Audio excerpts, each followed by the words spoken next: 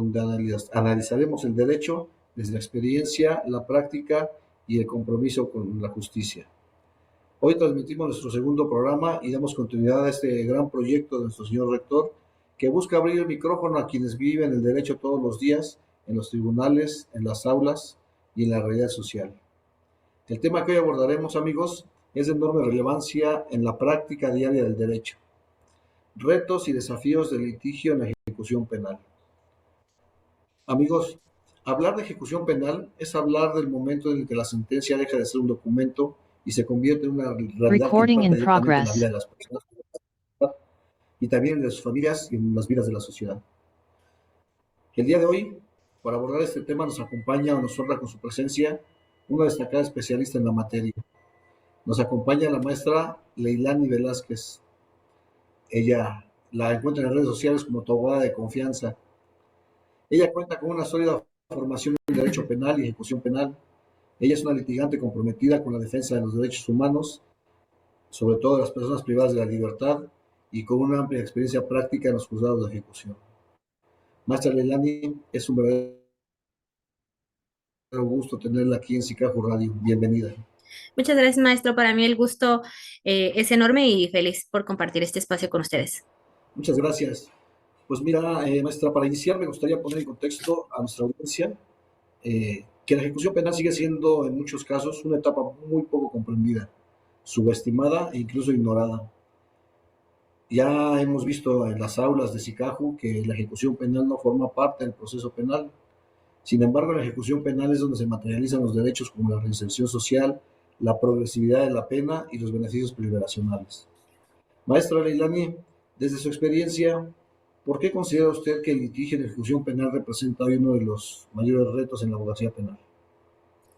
Pues considero, primer punto, maestro, que porque no estamos actualizados o más bien preparados, tanto pues muchos jueces y como litigantes a llevar estos procesos, a llevar estos trámites, que pues obviamente es una etapa híbrida, olvidada por muchas personas y pues obviamente al desconocer esta etapa, este último proceso, por así decirlo, pues es muy duro, ¿no? ¿Por qué? Porque es la oportunidad de darle las herramientas a los sentenciados de que puedan reincorporarse a la sociedad. Es decir, la etapa del olvido, donde pueden surgir nuevas oportunidades.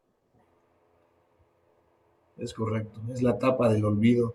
Y no es un olvido solamente de los operadores, de las instituciones o de los propios poderes judiciales. Es un olvido general, es un olvido incluso de las familias hacia las personas privadas de la libertad. Yo considero que es necesario que la abogacía tenga que capacitarse en la ejecución penal. Para usted, maestra, ¿cuáles son los principales retos estructurales que enfrenta el litigio en ejecución penal?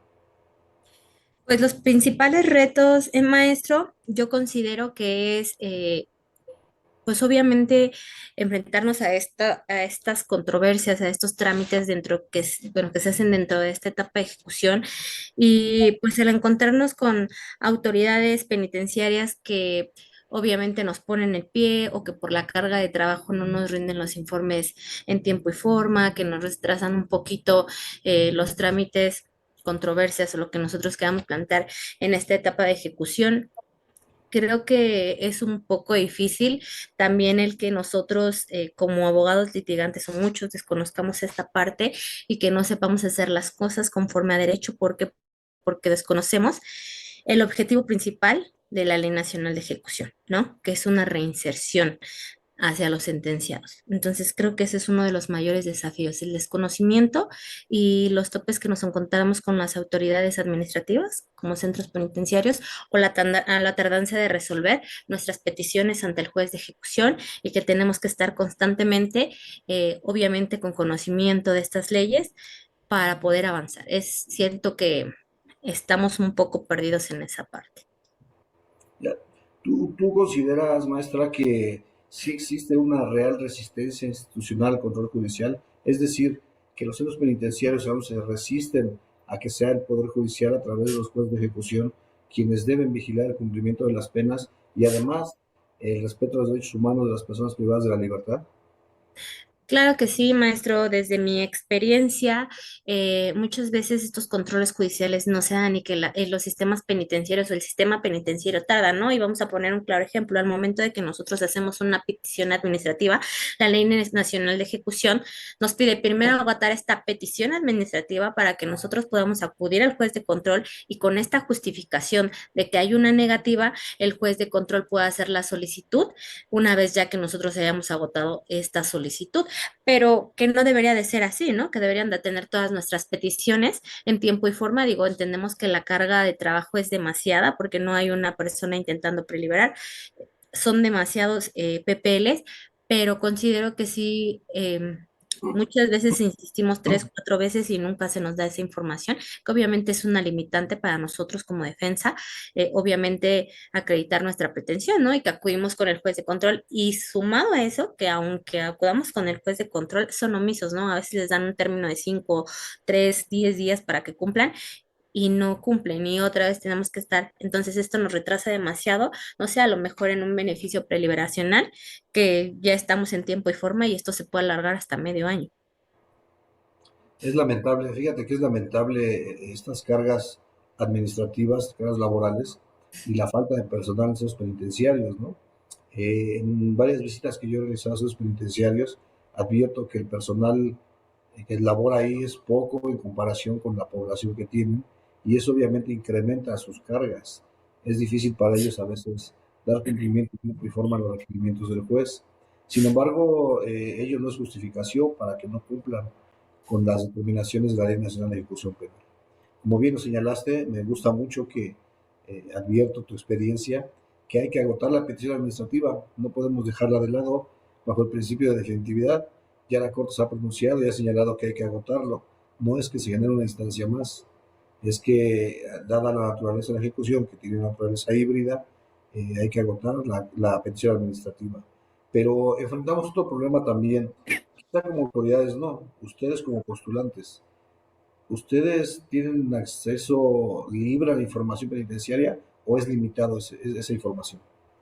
No, maestro, desgraciadamente es limitada esta información y todo lo que nosotros requeramos saber de nuestro representado en ese momento, pues obviamente todo lo tenemos que hacer bajo una petición, obviamente si no obra dentro de un expediente de ejecución. Y pues es lamentable, ¿no? Porque estamos con esa limitante. Si nosotros tuviéramos la información a la mano, pues creo que nos facilitaríamos demasiado estos procesos.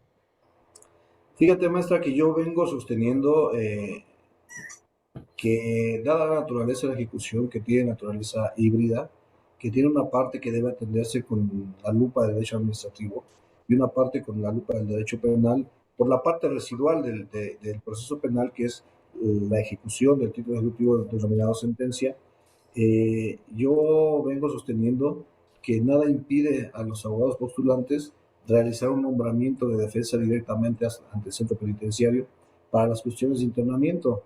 Sin embargo, advierto de todo mi trabajo diario y en Chicago cuando hablo con los alumnos, me refieren que es imposible, que el centro penitenciario exige que lleven un nombramiento por parte del juzgado. Creo que jurídicamente no es lo correcto. ¿Qué opinión te merece ello? La verdad es que sí es así, maestro. De hecho, no nos proporcionan ninguna información porque esa información o esa solicitud que nosotros pretendemos hacer al centro penitenciario siempre debe de venir acompañada, obviamente, de nuestro nombramiento y ante el juez de ejecución con nuestra identificación y obviamente nuestra cédula. Que esto es una limitante porque si no, de lo contrario, no nos proporcionan información y es donde nos encontramos en una pared, pues que obviamente lo que usted acaba de referir que pues no nos proporciona información. Y la verdad eso no pasa, en la realidad no pasa. Siempre tenemos que acudir al juez de control para tener ese nombramiento y posteriormente hacer las gestiones necesarias, que eso pues obviamente retarda estos procesos. Es lamentable y yo creo que nos toca hacer esa resistencia, propiciar esos cambios que son muy necesarios, porque yo siempre pongo como ejemplo qué sucede cuando hay una violación de derechos humanos el fin de semana, que no hay juzgado de ejecución y que tú como abogada eres contratada por los familiares de la persona privada de la libertad para representar los intereses de un sujeto que está en internamiento, olvídate de que sea sentenciado, un procesado, y te piden que hagas algo en pro de su defensa y de los derechos humanos. Llegas al centro penitenciario pretendiendo nombrarte ante el trámite administrativo y te dan con las puertas en las narices, te dicen, necesitamos un nombramiento del juez de ejecución. Es lamentable porque entonces vamos a suspender los derechos humanos el fin de semana hasta que ellos quieran recibirlos.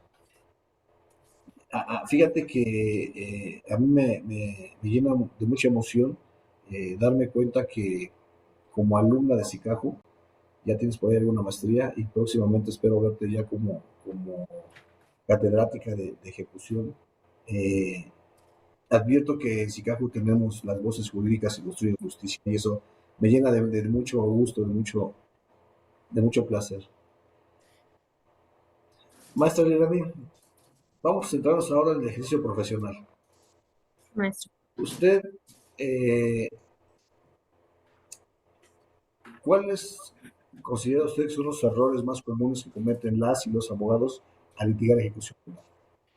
Pues considero que no saber o conocer las leyes, pues obviamente esenciales en estos procesos de ejecución, porque claramente la ejecución no es un proceso, no es de trámite, no es hacer un trámite antes pues, de ejecución, es igual las mismas reglas de un proceso, un juicio, incorporación, pero sobre todo el desconocer, no sé, la Ley Nacional de Ejecución, la Constitución, tratados, las reglas Mandela de Tokio, que es en donde está enfocado esta Ley Nacional de Ejecución, pues es ahí donde nosotros o muchos litigantes nos ponemos el pie, ¿no? Y al momento de no saber hacer un planteamiento, porque inmediatamente pues nuestras controversias dependiendo del trámite que vamos a hacer, un beneficio preliberacional, un traslado voluntario, etcétera, pues obviamente no la van a desechar desde el primer momento, ¿no? Por no cumplir con las formalidades.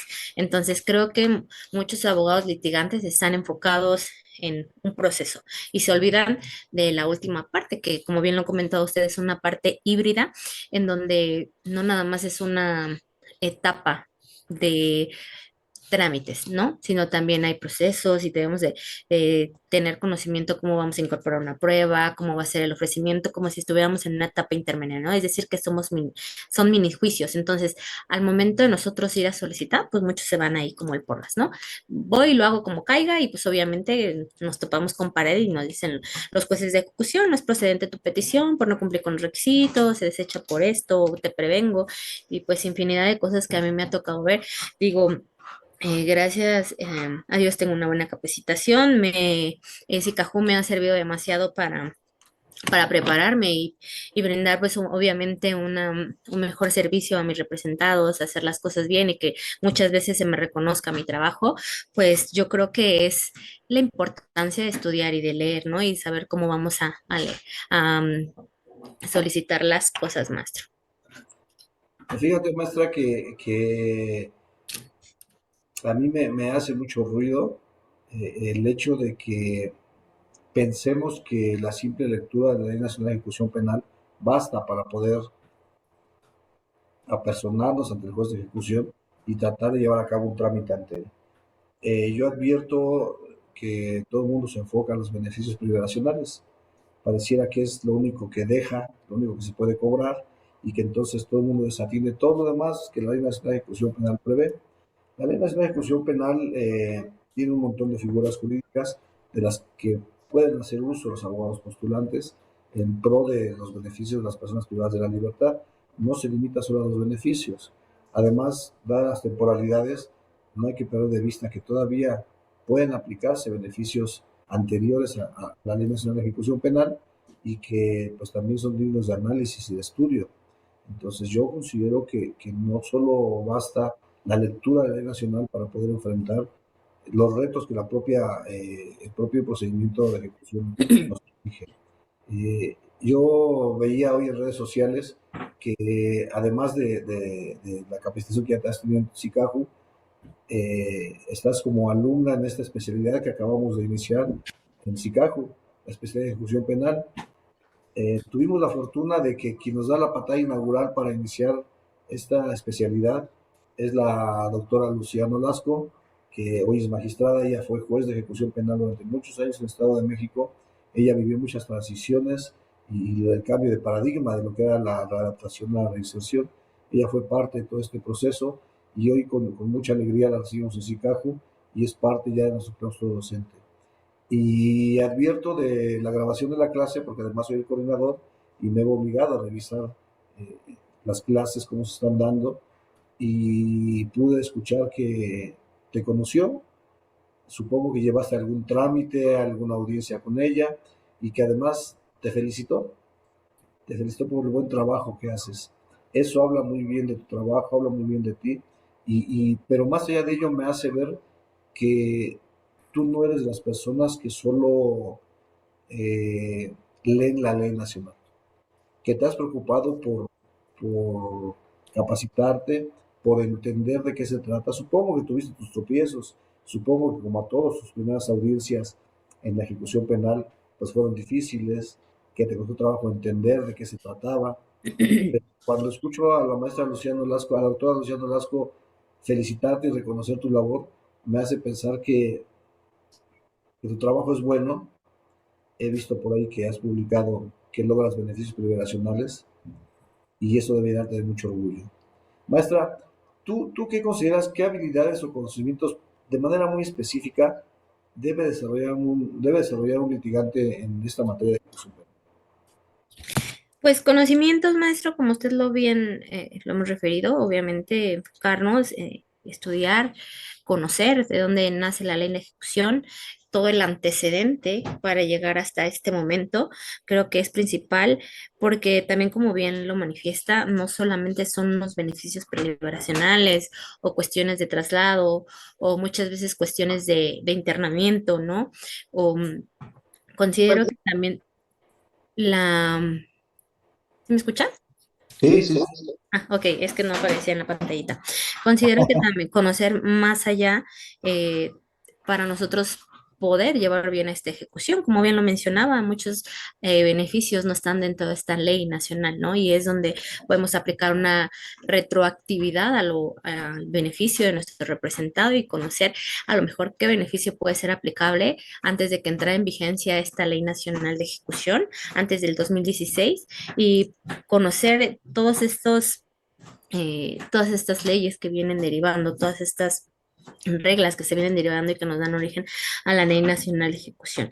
Específicos, pues obviamente el principio pro persona, controles constitucionales, convencionales, la Convención Americana de Derechos, reglas Mandela, como se los comentaba, Tokio. Entonces creo que es fundamental y obviamente siempre estar en capacitación, como usted bien lo ha referido, con buenos ponentes que tienen experiencia. Un gusto compartir con la maestra, bueno, con la doctora Luciano Lasco. Hace tiempo me tocó un asunto con ella cuando aún era juez de ejecución, le tocó conocer a ella y de verdad que fue una audiencia que me presentó para mí muchos retos. Después de tiempo me la vuelvo a encontrar pues con una buena noticia agradable de que fue mi ponente en la especialidad que estoy cursando en Sicajú y pues llevarme una felicitación y que se reconociera mi trabajo, pues me hace llenarme de satisfacción y de seguir preparándome, ¿no? Me siento más comprometida ahora a dar el 100 y obviamente, pues obviamente capacitándome. maestra, yo jamás en mi vida he litigado. Estoy por cumplir 31 años de servicio para el Poder Judicial del Estado de México. Mi historia, bueno, pues algún día tendré la dicha de compartírselas, pero a mí sí me inquieta mucho esta parte de postular el derecho de salir, de primero pues buscar clientes o que los clientes te busquen. Creo que es el prestigio lo que se va ganando y lo que hace que tu cartera de clientes crezca.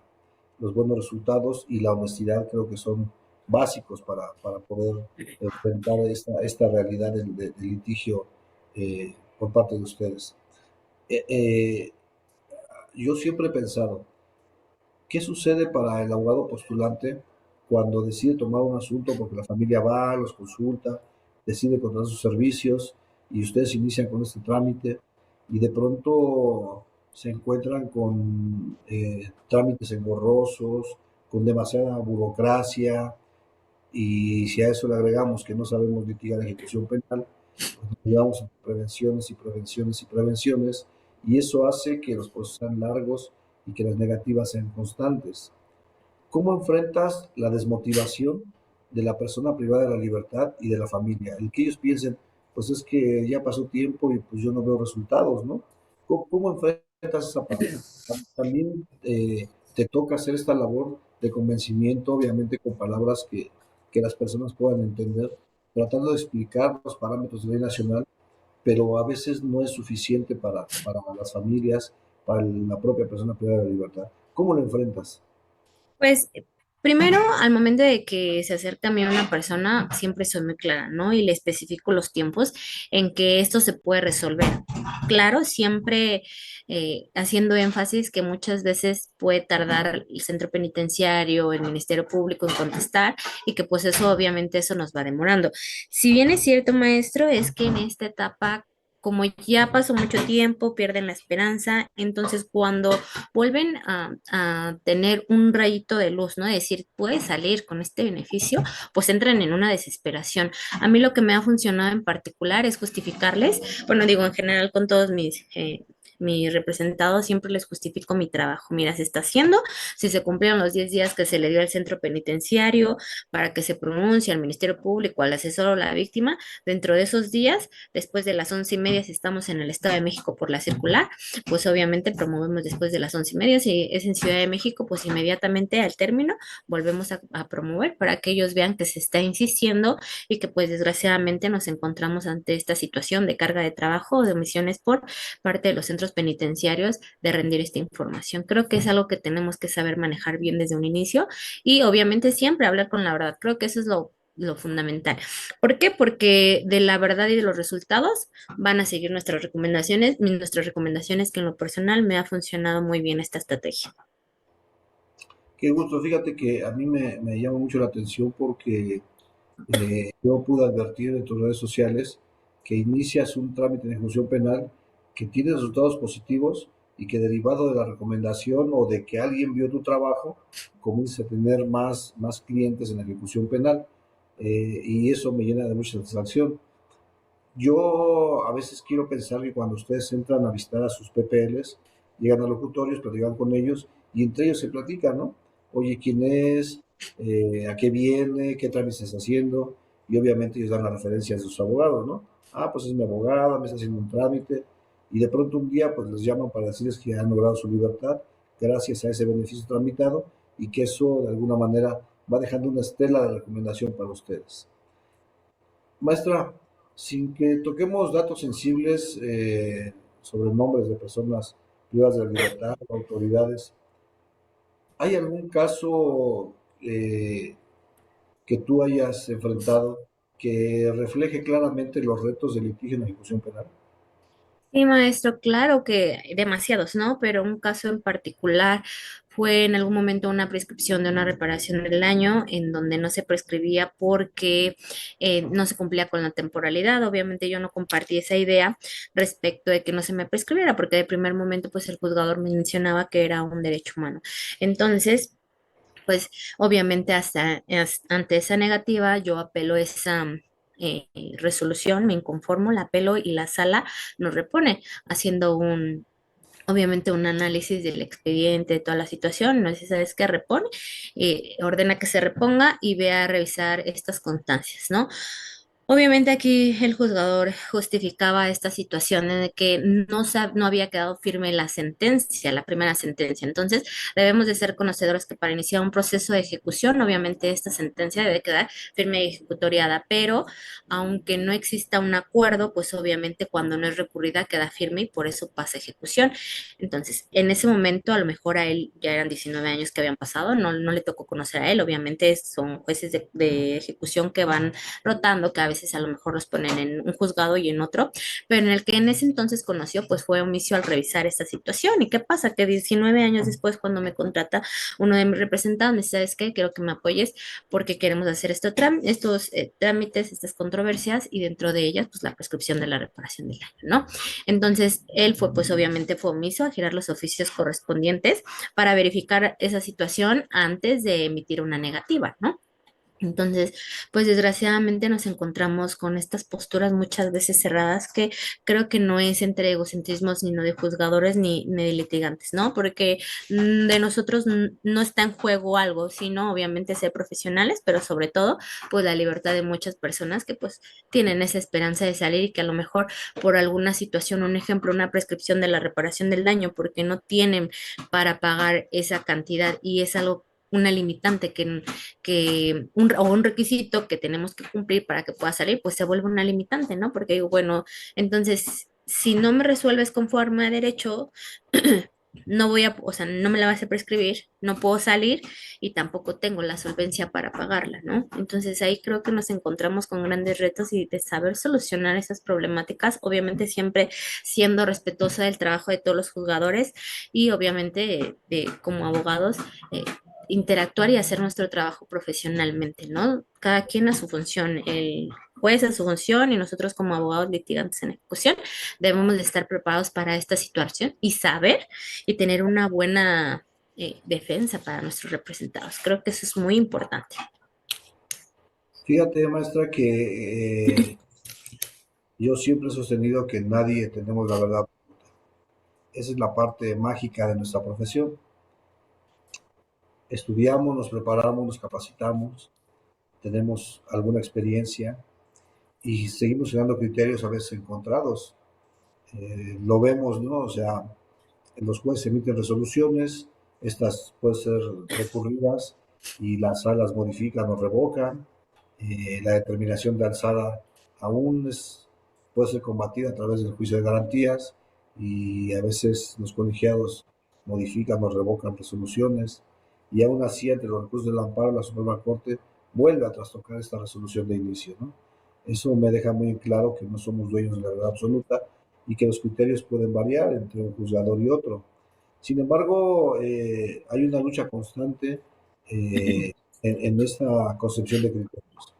Yo vengo sosteniendo que lo que la norma en el Código Penal, en el Código Sustantivo, sostiene cuando habla de la prescripción de penas, habla de las facultades que tiene el Estado para ejecutarlas.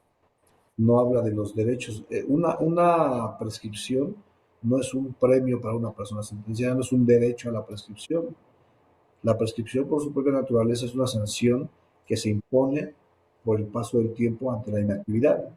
Y en este caso, la sanción que impone el Estado se la impone al propio Estado. Ya no puedes ejecutar si pasado el tiempo que la ley estableció para llevar a cabo este procedimiento de ejecución no lo hiciste. Ese es un debate que tenemos algunos compañeros jueces, porque hay quien sostiene que la pena evolucionó y que al ser un derecho humano de reparación del daño no debe prescribir. Yo tengo la postura contraria porque la Constitución dice que los procesos deberán agotarse en los términos establecidos en las leyes.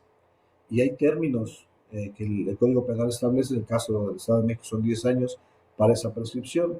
Pero además sostengo que el derecho humano no prescribe. El derecho humano, dada la naturaleza de una sentencia, que es un título ejecutivo, puede hacerse valer por cualquier otra vía. Así Y es. que lo que la ley está sancionando es la inactividad del Estado. Yo vengo sosteniendo que lo que yo denomino pereza judicial no es atribuible a los sujetos procesales.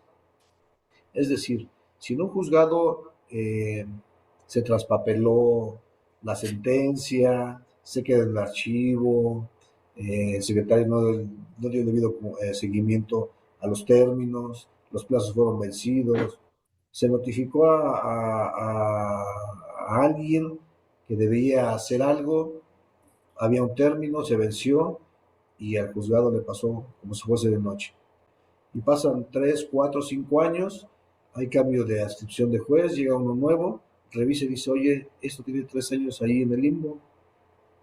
¿Esos 3 años son atribuibles al justiciable? Yo creo que no. Son atribuibles a la autoridad, a esa pereza judicial. Exacto. Este plazo de 10 años que establece la ley para la prescripción es atribuible a la autoridad. La propia normativa establece las formas y términos en los que los jueces debemos dar cumplimiento a esta reparación del daño y nos dice, le vas a requerir para que en 5 días pague la reparación del daño. Y en caso de que no lo haga, pues tendrás que iniciar el procedimiento fiscal correspondiente. Pero entonces, requerimos el pago, nos dicen, bueno, sí, dame una prórroga, y se quedan los asuntos ahí en el limbo. Unos asuntos como el tuyo, 19 años después de que la sentencia queda firme, nos dice el juez, no la puedo prescribir porque no tengo certeza de cuándo fue notificado el auto que la declaró firme. Así es. Complicado, porque el propio Código Nacional, el procesal, nos dice que sin necesidad de proveído, las resoluciones quedarán firmes. Este criterio emana de una tesis que por ahí existe donde en la ratio decidendi la autoridad federal dice que no se tiene la certeza de que la víctima conociera cuándo iniciaba a correr ese plazo de 10 años. Qué complicado, ¿no? Qué complicado porque entonces necesitaríamos notificarle a todas las víctimas desde el inicio de una carpeta de investigación cuando prescribe la ejercicio de acción penal. Exactamente. Cuando una persona se sustrae a la acción de la justicia en un proceso penal, tendríamos que notificar a la víctima el término para la prescripción, ¿no? Sí, O sea, claro. no solo de la acción penal, de la pretensión punitiva. Y como consecuencia tendríamos que emitir un proveído para notificar a las víctimas cuando prescribe no su derecho, insisto, a la reparación del daño. Su derecho está incolume, es un derecho humano, es imprescriptible. Yo sigo sosteniendo que lo que estamos prescribiendo es la facultad del Estado para llevar a cabo ello. Y eso obviamente es una circunstancia que juega un juez, el papel de un juez al momento de emitir esas resoluciones, ¿no? Porque tú llegas a un distrito judicial o a otra entidad federativa con unos criterios y te topas con criterios contrarios, ¿no? Y entonces hay que hacer la batalla. La idea es que en algún momento podamos unificar criterios de manera clara, de manera concisa. ¿Por qué? Porque como bien lo señalas, hay una colisión de derechos humanos entre la libertad, el derecho a la organización social del sentenciado, con el derecho a la víctima a la reparación del daño. Yo veo con mucha tristeza que en ocasiones las víctimas, más allá de justicia, quieren venganza. Y cuando ellos se enteran que si la reparación de ellos no está cubierta, no hay acceso a beneficio, pues son omisas, ¿no? Sí, claro. Y entonces dicen, bueno, pues si no me pagan, no se va, pues entonces que no se vaya y se quede, ¿no? Así Y es. entonces, ¿dónde queda esa garantía de reparar el daño? Ya no estamos cumpliendo. Y tampoco estamos cumpliendo con otorgar eso que la Corte denominó carácter premial de un beneficio para una persona que ha cumplido con un plan de actividades, que ha demostrado que se está dotando de herramientas nuevas para hacer una vida productiva en sociedad. Pero todo esto que suena jurídicamente burocrático, ¿qué impacto real tiene en la vida de un sentenciado? Es decir, toda esta batalla que tú como abogada postulante y de frente a las autoridades, esta batalla de criterios, estos recursos de impugnación, esas apelaciones, esta cita de diversos criterios, la Corte Interamericana, los cuadrinos de jurisprudencia, de las reglas Mandela, de las reglas Tokio, no sé, en fin, todo lo que te allegas para poder hacer esta batalla, ¿qué impacto real tiene en la vida de un sentenciado? Pues un impacto negativo cuando nos encontramos ante estas resoluciones de estos jueces. Obviamente nosotros tenemos que estar preparados para, obviamente, crear un precedente, ¿no? Y llevar la ejecución como realmente, que es el objetivo principal y es una reinserción. Es decir, que todos estemos en una igualdad de partes y que obviamente se respeten y se traten con derechos a los PPLs ya sentenciados. Es muy difícil, maestro, es una materia pues un poco complicada, no imposible, pero yo creo que es cuando más tenemos que estar preparados para dar pues lo mejor de nosotros, ¿no? Porque nos encontramos ante una etapa muy dura. Es decir, que si estamos hablando a lo mejor de un requisito para que pueda preliberar y estamos hablando de una sentencia de 30 años donde ya comprobó 15, es decir, que te digan, ¿sabes qué? No puedo cubrir esa reparación del daño y me tengo que quedar otros 15 años porque no, pues obviamente es un impacto grande en una persona que ya, pues obviamente lleva tanto tiempo en un centro penitenciario. Fíjate, Yanni, que se vuelve un tema muy complicado porque tenemos todavía por ahí algunos criterios que emanan de las sentencias donde el juez del proceso dice o señala que hay insuficiencia probatoria para fijar una reparación del daño y que deja abierta la vía para que se pueda hacer la ejecución penal. Ese es un problema muy grave que tenemos, que estamos enfrentando, porque uno de los objetos del proceso penal es que se repare el daño. Como ya lo hemos estudiado en alguna otra ocasión en SICAJU, la ejecución penal no es parte del proceso penal. El artículo 211 establece que el proceso termina con la sentencia ejecutoriada y tan es un proceso autónomo independiente que tiene su propia legislación y que tiene naturaleza híbrida, como ya lo hemos visto muchas veces, ¿no? Eh, Sin embargo, cuando estas determinaciones quedan abiertas, yo no me atrevo a juzgar la propia norma y a decir que está mal la determinación del legislador cuando esa porción normativa la estableció en el Código Procesal. Yo quiero pensar que es válida, pero solo en casos específicos.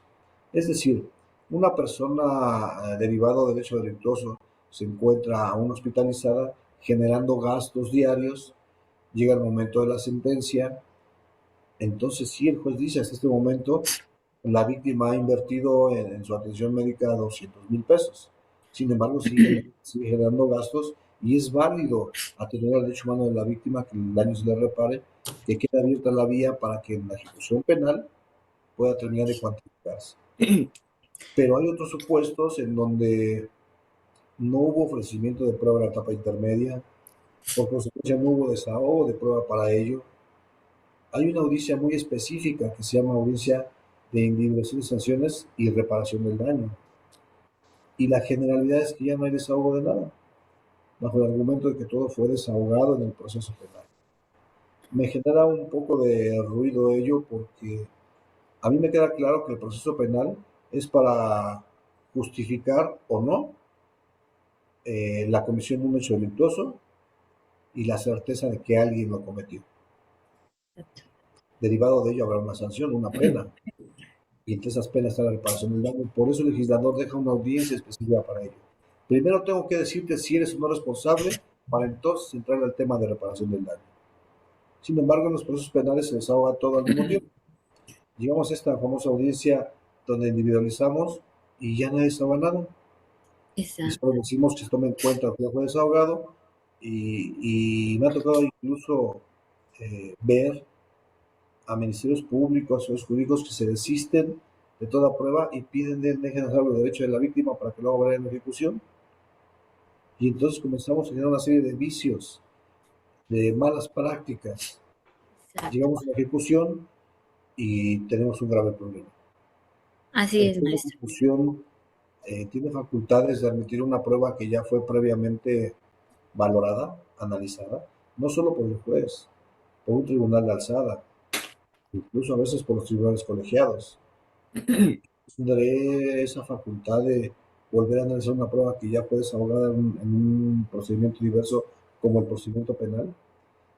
Tendrán el carácter de prueba nueva o prueba superveniente cuando eran conocidas por las partes, era conocida por la víctima, era conocida por el asesor jurídico, era conocida por el Ministerio Público, incluso la ofrecieron, nunca la desahogaron y se desistieron de ella. ¿Qué tan válido puede resultar? Esta parte me hace mucho ruido. Eh, Llegamos a la ejecución penal. La Ley Nacional de Ejecución Penal no tiene ningunos artículos una limitante para los postulantes. Es decir, no les exige que estén especializados, como sucede en el tema de niños, niñas y adolescentes. La Claro. ley especial de adolescentes sí lo establece que deben contar con una especialización. La Ley Nacional de Ejecución Penal no. Pareciera que, bueno, me quiero ver muy político, pero pareciera que estamos como la reforma judicial, ¿no? Con un promedio de 6.0 que acredites que sacaste la licenciatura, ya puedes venir a la ejecución penal a postular el derecho y a fingir que defiendes derechos de las Defensa. personas privadas de la libertad. Yo considero que no, lo veo todos los días, a veces y cada promoción que ya no sé si llorar o reír. Así es, maestro. Desde su perspectiva, maestra, ¿qué tan importante es que como postulantes vengan a prepararse? Pues creo que es no importante, es sumamente importante, maestro. Considero que debería existir una especialidad en esta etapa híbrida de ejecución, porque realmente los litigantes llegan sin saber qué están haciendo, ¿no? Y es un claro ejemplo de lo que usted ha manifestado respecto a la reparación del daño. y la dejan a salvo este derecho de la víctima para que lo haga valer en la etapa de ejecución. ¿Y qué es lo que pasa con los sentenciados? Cuando nos quieren preliberar, ¿cómo vas a pagar esta reparación del daño si no hay una cuantificación? Entonces tenemos que hacer una controversia para que se fije una garantía, ¿no? Obviamente se le tiene que dar vista a petición del sentenciado o su defensa. Hacemos esta petición por escrito con todas las formalidades que nos pide la Ley Nacional de Ejecución. Y obviamente el juez de ejecución le tiene que dar vista a cada una de las partes para que se pronuncien respecto de. Pero ¿qué es lo que pasa? A lo mejor en un caso en particular, en un asunto que tuve de un robo a una tienda, no vamos a mencionar nombres, y eran 99 teléfonos, el cual el valor no estaba acreditado en juicio y se dejó a salvo para esta etapa de ejecución, ¿no? Esta etapa híbrida. Bueno, acudimos con el juez de ejecución y dice, le dan vista a la parte apoderada legal de esta tienda y dice, yo la factura se la entregué al Ministerio Público. Juez, ve y pídesela al Ministerio Público. Obviamente ya habían pasado 10 años. Entonces aquí nos encontramos a lo mejor ahí con topes porque obviamente no lo hicieron como se tuvo que haber hecho acreditado en el proceso, ¿no? Y obviamente ahorita desde ¿sabes qué? Pues dile al MP porque yo se la presenté.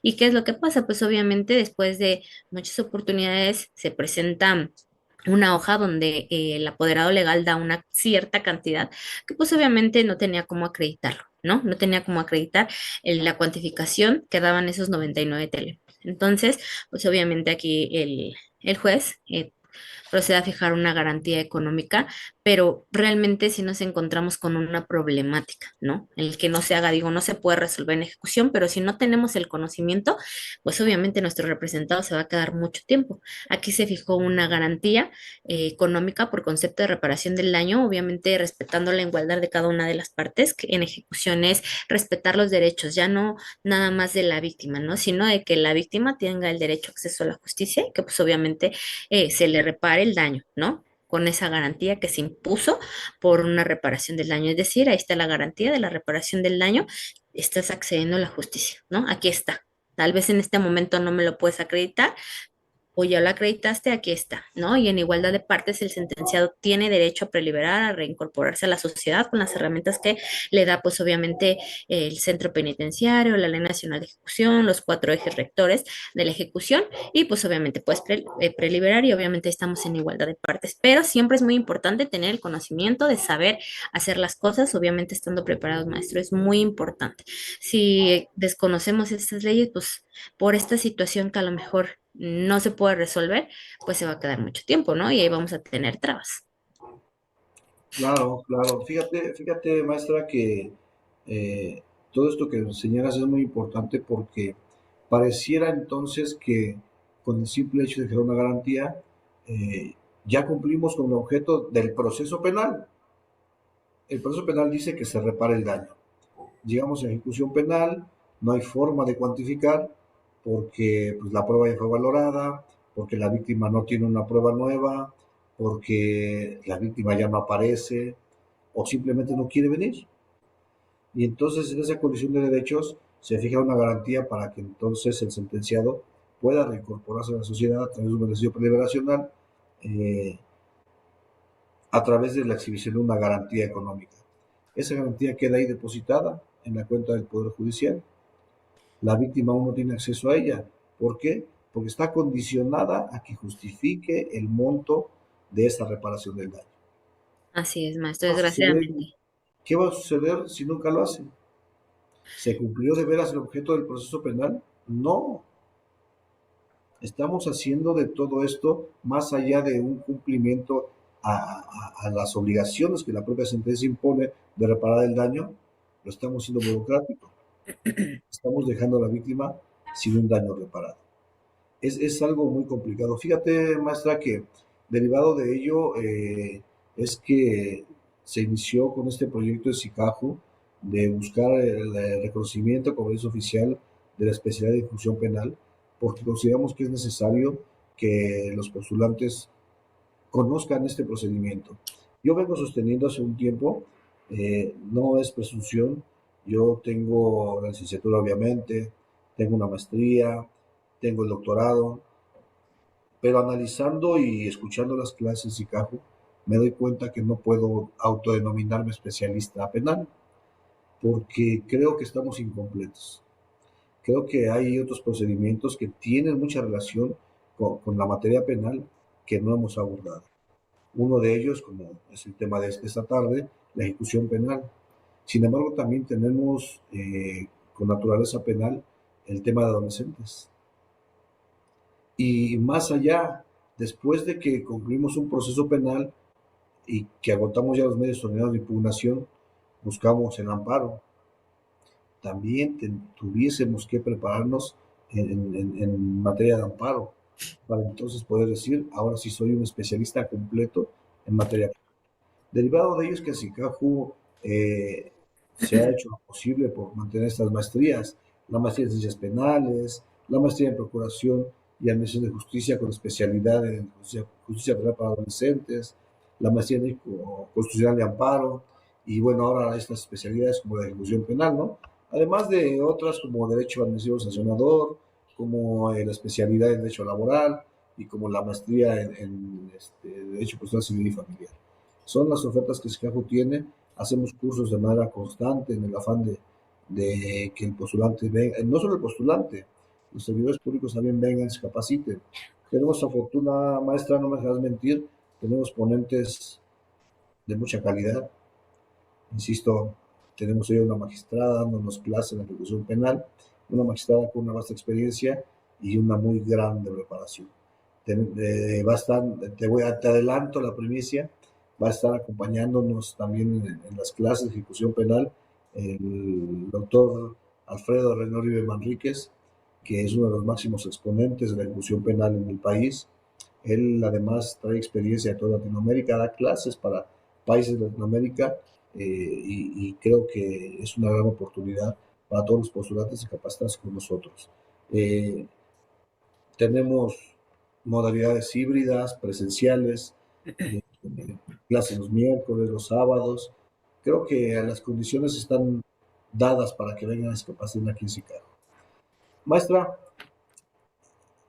hay mucha gente que muestra interés por estos temas en la ejecución penal y muchos de ellos son estudiantes o son abogados jóvenes. ¿Qué mensaje les darías a todos ellos que desean incursionar en el litigio de ejecución penal? Pues primero que se preparen, obviamente con los mejores, 100% Sicaju Maestra, tiene los mejores ponentes, como lo acaba de mencionar, el maestro René, el mejor de los mejores en el país, que busquen, que lean, que se actualicen, que siempre van por más, que no se queden con un no. Tenemos que dar precedente, un precedente positivo dentro de la Ley Nacional de Ejecución hasta que se entienda cuál es el objetivo de la Ley Nacional de Ejecución. Nos encontramos con muchos candados ahí, como ahora la reforma a la extorsión y muchas cosas, pero hay que seguir en la lucha, hay que seguir en la lucha y respetar los derechos de estos sentenciados. Fíjate, maestra, que tocas un tema sensible, un tema actual, un tema que está generando ya muchas dudas y muchos comentarios y muchas afirmaciones, pero que además puede ser un tema que se preste a que la gente crea estos argumentos de quien se dedica a engañar a las personas, a quitarles su poco dinero que les queda y la poca esperanza que tienen. Es sabido que en el Estado de México la pena por extorsión agravada es una pena mínima de 40 años y que ya hay en los penales estatales muchas personas condenadas por este delito.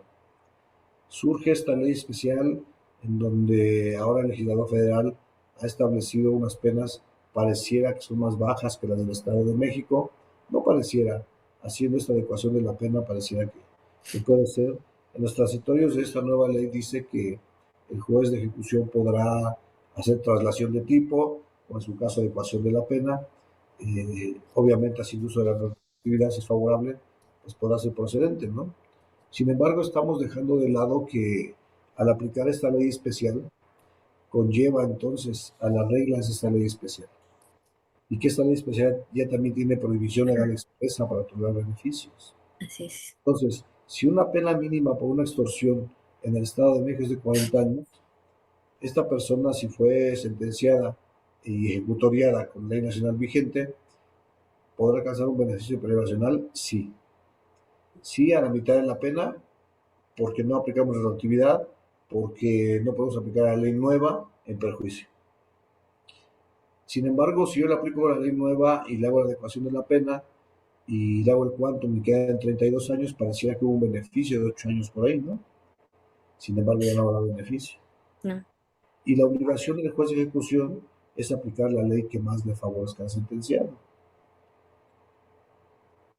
Va a ser un tema complicado si hay desconocimiento. así es, maestro. Si no nos capacitamos, si no vamos a entender de qué va la ejecución, si no hacemos análisis de cuándo en verdad estamos favoreciendo a nuestros representados, a veces más allá de favorecerlos, los podemos Los perjudicar. perjudicamos. Y eso es lamentable. Es lamentable, más allá de la información que este programa nos pueda dejar, pues la invitación que puedan unirse a las filas de SICAJU, capacitarse de manera constante. Todo el tiempo estamos teniendo cursos nuevos, temas actuales, temas relevantes, componentes de mucha calidad. Fíjate, maestra, que yo algún tiempo sostuve como eslogan de SICAJU que SICAJU tenía los mejores ponentes. Y después de analizar la dinámica de SICAJU me di cuenta que más allá de los mejores ponentes, tiene a los mejores alumnos. Y muestra de ello eres tú. Tú que no Gracias. solo has destacado en las maestrías, que lo haces todos los días en la práctica, que das resultados positivos, pero sobre todo que te conduces de manera honesta, ¿no? Claro, Cuando tú ves que un asunto tiene posibilidades, así lo expresas, así lo haces. Y cuando un asunto no se puede, también eres honesto. así Y es. eso obviamente de alguna manera la vida te lo está compensando. Maestra, yo agradezco mucho que compartas tu experiencia con nosotros.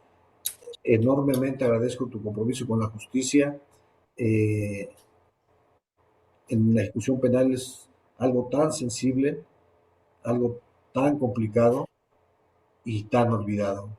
Tú has tenido la oportunidad de estar dentro de un centro penitenciario, haciendo un recorrido, haciendo una visita. De primera mano has podido advertir lo que se vive en un centro de reclusión. Eh, a veces nos quedamos con la imagen de nuestro representado o en la burbuja de seguridad o en locutorios, pero desconocemos la vida diaria de ellos y es necesario que voltemos a verlos. Es necesario que nos demos cuenta que son seres humanos que por alguna razón llegaron ahí, por algún error que cometieron y otros tantos injustamente llegaron ahí y ahí se quedaron y que son olvidados por todos. En estos recorridos, maestra, que tú has realizado en los centros penitenciarios, eh, generó de alguna manera un cambio en tu percepción sobre el derecho penal y sobre todo sobre la ejecución penal.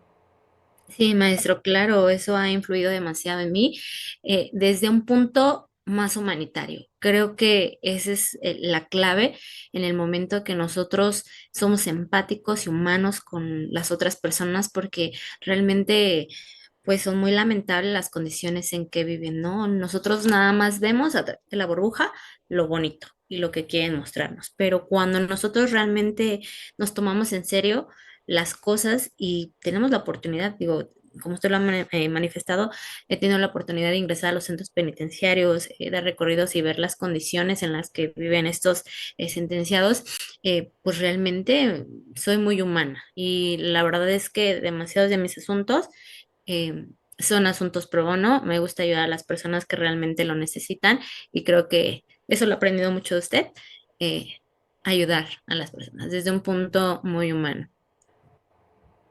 Muchas gracias, Lilian. Muchas gracias por esto que haces. No me dejarás mentir, soy promotor de los usos pro bono en la ejecución penal. Y soy muy enfático que lo hagan sobre todo en mujeres. Es una realidad. Las mujeres están abandonadas en el sistema penitenciario. Las abandona no solo el sistema, las abandona la familia, las abandonan los hijos. Son poco visualizadas. No tienen forma de llegarse a recursos, no tienen visita, carecen de muchas cosas. En la última visita que yo realicé al centro penitenciario de la inscripción, comentaba con la trabajadora social, porque siempre paso a ver a los niños que están en reclusión, a estos chiquitos que nacen en reclusión o que llegan las madres ahí con ellos, y es de mucho interés para mí saber que están bien, saber que comen, que tienen atención médica, y siempre es prioridad para mí atender a estos niños. Y hoy que acudo a los centros penitenciarios, me dice la trabajadora social que es lamentable cuando ellos tratan de hacer este vínculo, que a veces la familia de esas personas dice, bueno, o sea, ¿qué hago?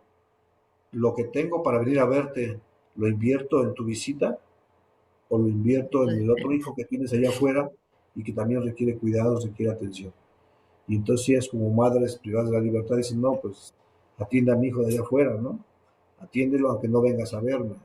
Y Claro. entonces eh, reciben visitas 2 o 3 veces al año. Están en completo estado de abandono. De ahí que me surge a mí la inquietud de invitar siempre no solo a los alumnos, yo creo que a toda la comunidad jurídica que desee incursionar en la ejecución penal, primero que se capaciten y después que hagan un asunto pro bono, ojalá sea en favor de mujeres que tanto lo necesitan. Hay mucha gente, no es exclusivo de las mujeres, también hay hombres que están en el abandono y que también requieren que alguien los visualice. Hay una defensoría pública, sí. ¿Hacen el trabajo? Sí, sí lo hacen. No puedo hablar mal de la institución, mucho menos de los compañeros defensores públicos. Sin embargo, las capacidades a veces son rebasadas. Un penal como Chiconautla, como Tlalnepantla, que rondan por ahí de los 6,000 internos, con una plantilla de 4 o 5 defensores públicos, a veces humanamente imposible atenderlos a todos en tiempo y forma. Sí. Eh, los abogados postulantes son pocos los que realmente le entran a la ejecución penal y eso genera pues mayor sobrepoblación. Estamos haciendo muy lento el trámite de otorgamiento de beneficios porque hay mucha gente olvidada. Es sorprendente que en esas visitas hay gente que se acerca y dice, oiga, señoría, pues yo ya casi compurgo, me faltan 7 meses, ¿no? Ah, caray. ¿Y tu pena de cuánto es? De 20 años. O sea, llevas 19 años, 4 meses aquí y nadie vino a verte, nadie te informó que tienes el sistema de beneficio preliberacional, nadie te dijo cómo lo podías lograr Claro. y estás a punto de irte, ¿no? Y no solo es el encierro de... Yo siempre he dicho que estas penas trascienden porque impactan directamente a sus familiares. Sus hijos se quedan sin padre o sin madre, la familia vende hasta el perico con tal de apoyarlos, de ayudarlos. Las esposas pues los abandonan, se van, no sé, es algo muy complicado, eh, de un impacto social muy grande. No solo es el poder coercitivo del Estado hacia una persona específica, trasciende, va más allá, la estela que deja es muy grande y hace mucho daño.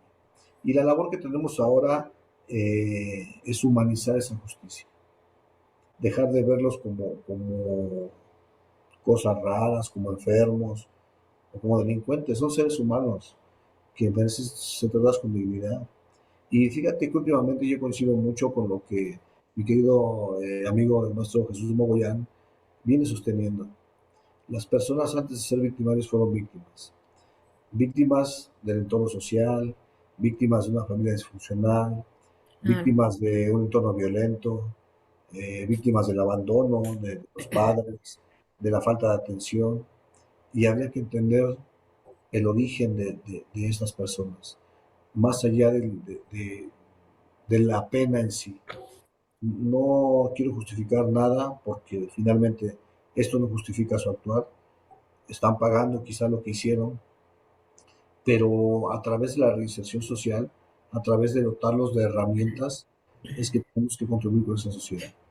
Yo coincido con el maestro Jesús Mogollán cuando él dice que el legislador maneja mucho su exposición de motivos cuando genera normas y beneficios, que es una segunda oportunidad para las personas privadas de la libertad, pero en ocasiones es la primera oportunidad que tienen, porque no conocían otra cosa, porque su entorno fue violento, su entorno fue agresivo, su entorno fue también de víctimas de un sistema. Yo, además, te agradezco mucho tu presencia en este programa. Este es un diálogo que nos recuerda que el litigio no termina con la sentencia y que la defensa de los derechos humanos continúa mientras una persona que esté privada de libertad exista en los reclusorios. Muchas gracias, maestra. A nuestra audiencia, muchas gracias por acompañarnos en esta emisión de este programa Libre la liebre. Recuerden todo por Sicaju Radio. Estamos la próxima semana por aquí saludándonos. Espero ya nos pueda acompañar nuestro señor rector, resultados de una Sabonilla. Nos trae experiencias de Salamanca, andan por allá, pues varios compañeros con este convenio que se logró con Salamanca. Ya ando viendo publicaciones por ahí y hay personajes como Jordi Ferrer dándoles clase. Creo que es una experiencia que vale la pena y qué mejor que Sicaju nos dé la oportunidad de otorgarnos una beca a través de este convenio, una beca del 20% para poder ir a Salamanca y hacer una especialidad. Yo estoy entusiasmado porque seguramente eh, el próximo enero sí voy a estar por allá. Agradezco mucho la presencia de todos quienes estuvieron conectados, de quienes vean este video a través de YouTube. Tenemos un canal de Sicaju, donde toda esta información va a estar subiéndose, donde podrán consultarla tantas y cuantas veces ustedes lo deseen. Ahí pueden hacer los comentarios, aportes, obviamente críticas. Es muy sana, la crítica es muy sana para que podamos evolucionar. Insisto, no somos dueños de la verdad absoluta, pero estamos construyendo un derecho sano. Muchas gracias, Leilani. Me despido. Nos vemos la próxima semana. Muchas Gracias, gracias. maestro. El gusto es mío. Hasta luego. ¿Has escuchado Libre la Liebre? Un programa de Sicaju Radio donde el derecho